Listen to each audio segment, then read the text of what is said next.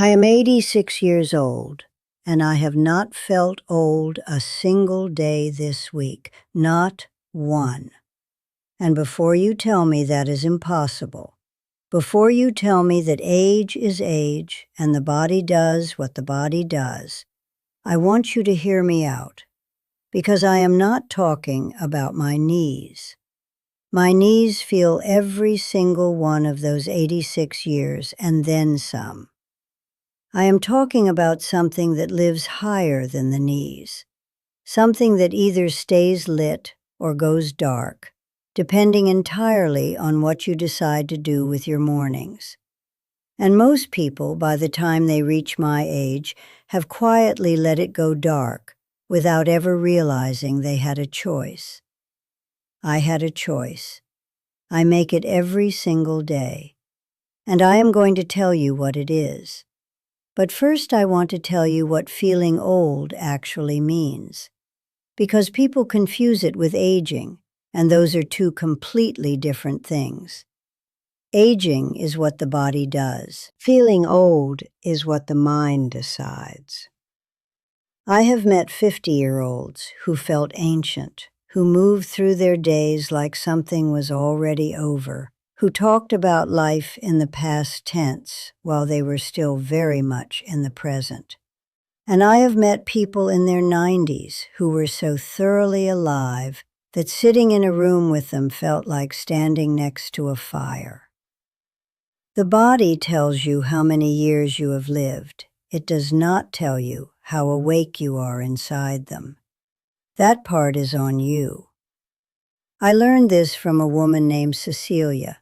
I met her at a church group in 1987 when she was 78, and I was 47, and still young enough to think I understood something about getting older. Cecilia was the most alive person in any room she entered. Not loud, not performing, just genuinely, radiantly present in a way that made you want to sit closer to her. She had arthritis so bad in her hands she could not fully close her fingers. She had buried a husband and a son, and had survived two serious illnesses that would have justified her retreating from the world entirely. And every single morning, without exception, she did the same thing. She learned something new. One small thing, something she did not know the day before. Some days it was a word she had never heard. Some days it was a recipe from a country she had never visited. Some days it was a question she had been carrying and finally sat down to look into properly. She said to me once, and I have never forgotten this, she said, "The day I stop being curious is the day I start dying." And she meant it absolutely literally. Cecilia lived to 93, sharp until the last year, opinionated until the last month, still asking questions, still wanting to understand things, still treating every ordinary day like it contained something worth discovering. She was the proof, walking around in a cardigan and sensible shoes, that age is not what steals your life. Indifference is what steals your life.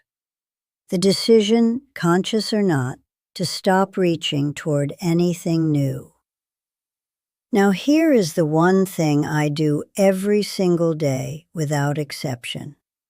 Every morning before I do anything else, before the coffee is fully brewed, before I have properly found my glasses, I learn something. One thing, anything. I read one article about a subject I know nothing about. I watch one short video about a place I have never been. I look up the history of something I noticed the day before and found myself wondering about. Some mornings it is something enormous, the history of a civilization, the science of something in the natural world that I had always taken for granted. Some mornings it is something completely ordinary. Last Tuesday I spent 20 minutes learning about why bread rises.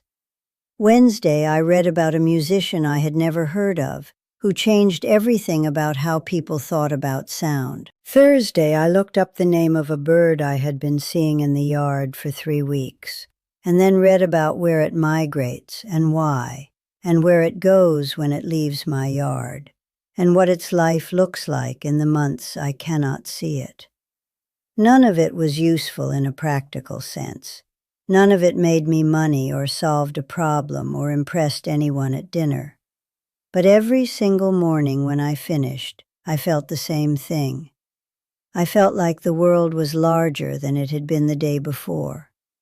And that feeling, that specific feeling of the world expanding rather than contracting, is the only thing I have found in 86 years that genuinely, reliably, completely defeats the feeling of being old. Here is what happens to most people as they age, and nobody talks about this honestly enough. The world gets smaller. Not because the world changes, because the person stops reaching into it.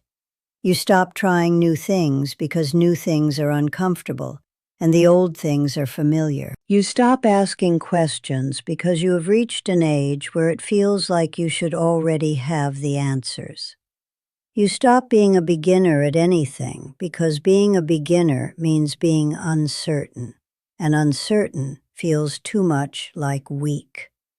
And slowly, without a single dramatic moment, the world that used to feel enormous and full of possibility starts to feel like a small, familiar loop. The same rooms, the same routines, the same conversations. And you call it contentment when really it is contraction. And the contraction is what makes you feel old, not the years, the stopping. I have watched this happen to women I loved. My sister Harriet was 3 years older than me, and she retired from everything the day she retired from her job. Not just work, everything. New people, new ideas, new experiences, new opinions.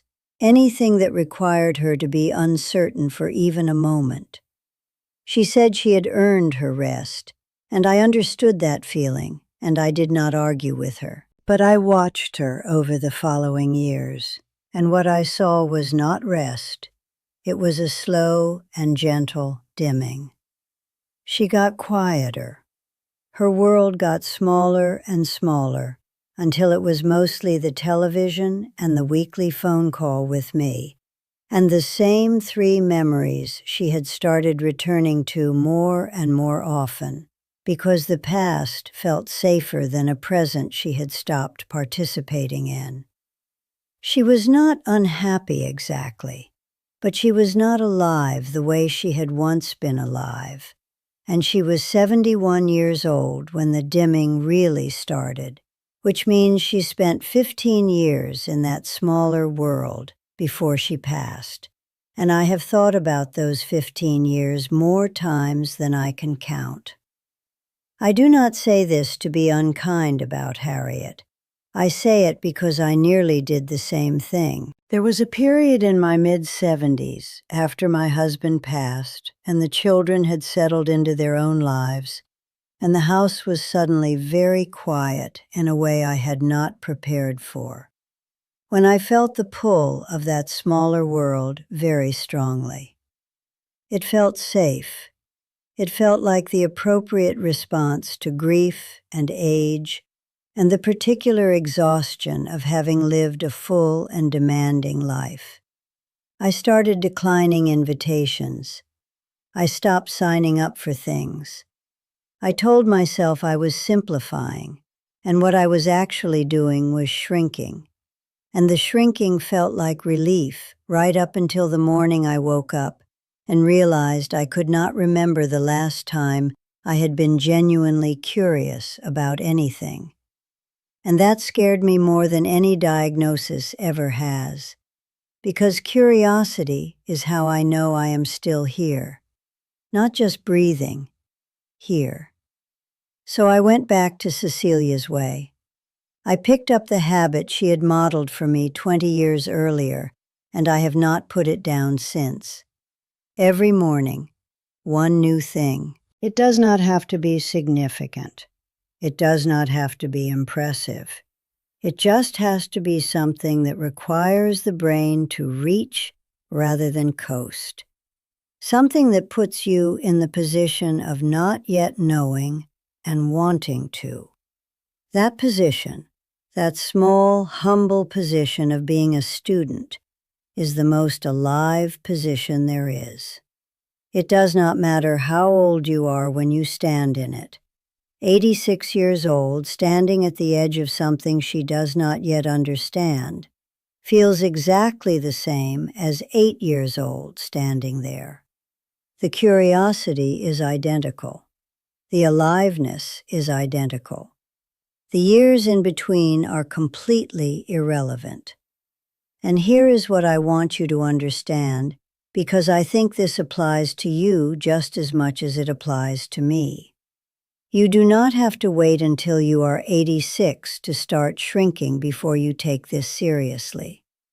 The shrinking starts long before most people notice it. It starts when you stop reading things that challenge you and only read things that confirm what you already believe.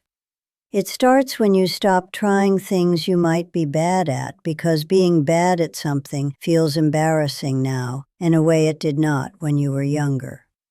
It starts when you look at something unfamiliar and feel irritation instead of interest.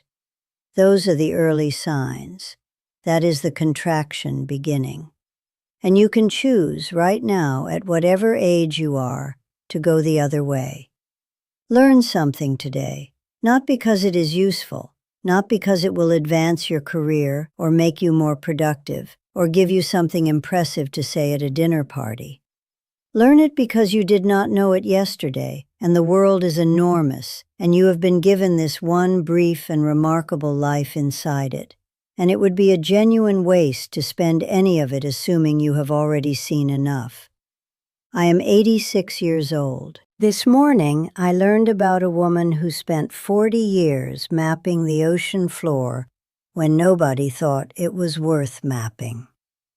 I sat at my kitchen table with my coffee that had gone slightly cold, and I read about her and I thought, I did not know about her yesterday, and now I do, and the world is bigger than it was when I woke up.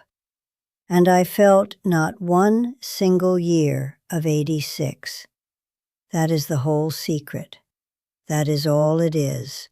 Stay curious. Keep reaching. Never decide you have already learned enough.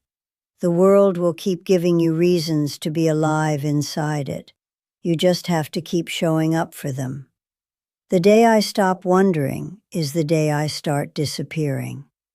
That is Cecilia's line, and I have borrowed it every morning for 30 years, and I intend to borrow it for every morning I have left.